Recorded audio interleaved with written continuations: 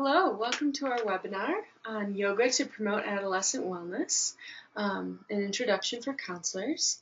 Here we have Blair, Kayla, Jill, and Molly. So what is yoga? Yoga comes from the Sanskrit word yuj, meaning to yoke or to join. So it's basically the process of joining together with oneself. It's originally a Hindu discipline, a part of which, including breath control, simple meditation, and the adoption of body postures, is really widely practiced for health and relaxation. So for our presentation, we have chosen to work with anxiety in adolescents, mainly because anxiety disorders are one of the most commonly diagnosed disorders in children and adolescents. And 50% of adolescents affected by anxiety disorders had his or her onset by age 6. Early onset of anxiety may be associated with mood and anxiety disorders in adolescents and adults. Anxiety disorders seem to appear early and often. Treatment for anxiety has started to incorporate yoga to increase neural responses and emotional regulation. Yoga has been proven to help treat anxiety in adolescents.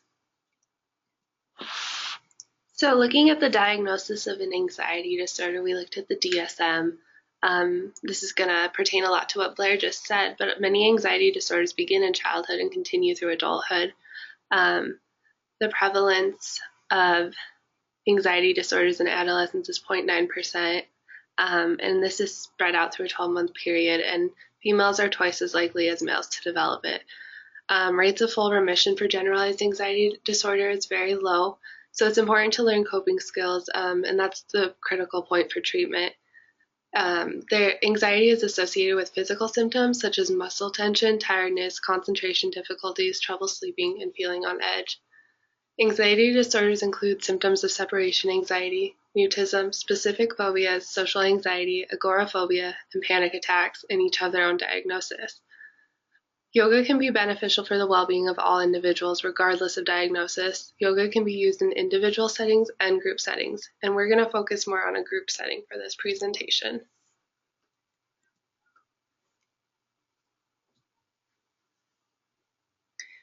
So yoga has a lot of benefits, especially for adolescents, and it's being used a lot more in classrooms and in school settings because it really helps enhance students' behavioral and academic functioning.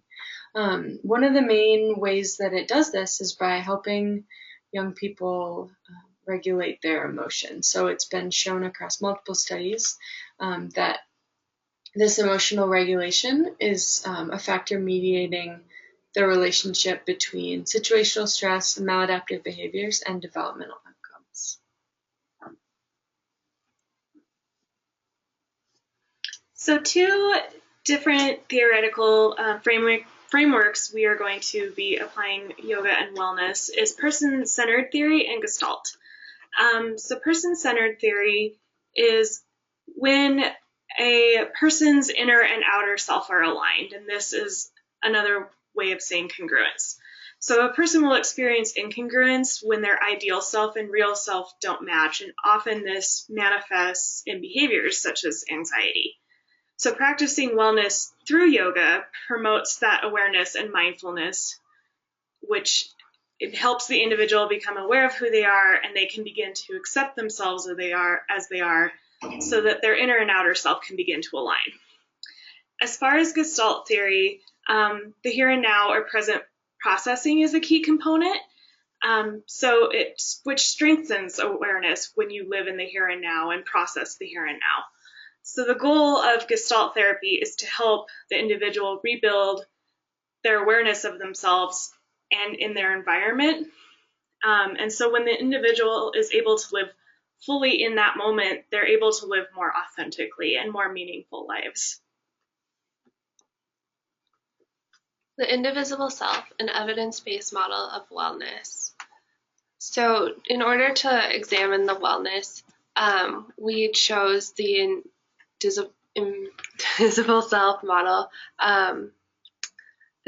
So there are only 2 empirical wellness models in the field of counseling right now. The first is the Wheel of Wellness, created by Hitler in 1984. And the second model is the one we're going to focus on. It was created by Myers and Sweeney, and it focused on Adlerian theory just to help keep a continuity between the two models, as it transitioned from more of a theoretical model to more of an empirical model. The factors within the indivisible self model interact with each other, and change in one area will cause change in the other areas.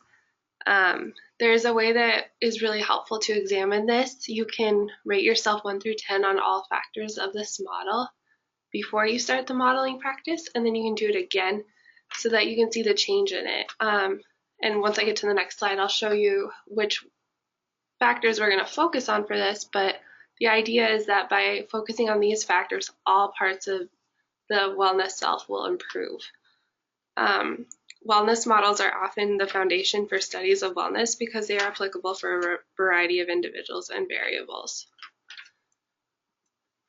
So here is a model of the indivisible self, and it shows that it has 3 different factors, and it also works on very different contexts as well. So moving forward, we chose the second order factors to include coping, social, essential, physical, and creative self. Yoga for adolescents experiencing anxiety can be addressed in the coping factors. These include stress management, self-worth, realistic beliefs, and leisure. By addressing these factors, we believe that other areas of wellness will improve. Okay, so in order to look at this more deeply, we created a yoga sequence that is especially good for anxiety. So this slide just outlines the sequence. So I started with a child's pose as a sort of refrain that you could go back to at any point in the practice that you were feeling overwhelmed or just needed a rest. So it's something that you can return to. Child's pose went into mountain pose, which is a standing, just kind of a grounding posture. Mountain pose transitioned into warrior pose, which is a really good pose for strength building and also increasing energy. Following warrior pose, we have the seated postures of butterfly and a forward fold. So butterfly is really nice because it opens up the hips, and then forward fold stretches out the back and allows relaxation and kind of a shift in energy. The final pose that we used in our sequence was corpse pose or savasana, a resting pose. And this is just a very simple posture where you lay on your mat and focus on breathing and just basically just rest to close out the practice. So some of the outcomes of doing yoga in group practice may include stress management skills, self-awareness, emotional regulation, healthy relationships, and reduced anxiety. These are outcomes that you can kind of see throughout the development of a group, and our role play will help kind of demonstrate how some of those outcomes may come about. Some considerations that we wanted to point out is that counselors, teachers, and parents can implement these core poses into their work with teens or into the home for parents.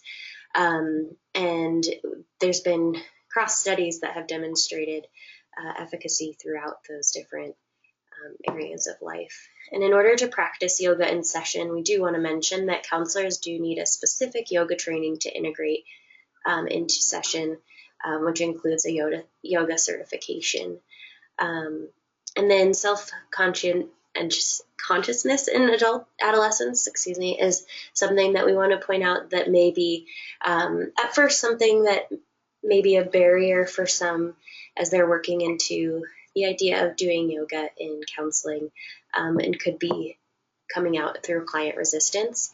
We demonstrate a little bit about that in our role play today, so that you can see how to maybe move through some of those barriers. Okay, we wanted to provide some resources. So this is a list of both books. There's a kind of a card deck that has different poses and how to, or just illustrations of them, discussion points, activities involving yoga, and educational tie-ins.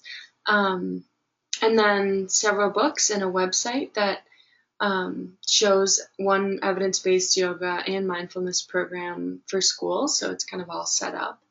And then the last thing on our resources list is a curriculum that one could use if they were trying to set up a yoga practice for a group.